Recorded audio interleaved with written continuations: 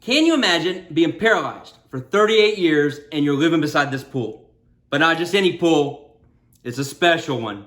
Where that an angel would come down every now and then, stir the waters, and if you could get into that pool during that time, you're healed. But, of course, you're paralyzed, so it makes it very difficult. Does not sound like a fun life whatsoever, does it?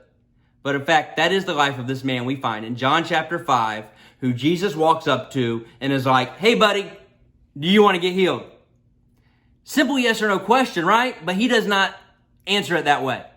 In fact, this man goes on to say, hey, you see my condition, dude? I have nobody pick me up and put me into the water. I've tried to get into that pool by myself. Somebody always beats me there and they get healed instead of me.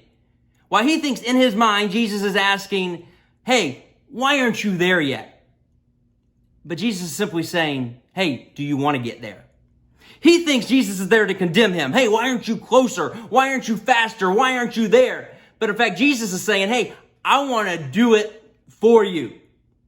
How many times have we been like that? We think God's looking at us and he's condemning us and he's saying, hey, why aren't you a better Christian? Why aren't you a perfect person? Why don't you do this better? But in fact, God's not asking that at all. He's saying, hey, do you desire to get there?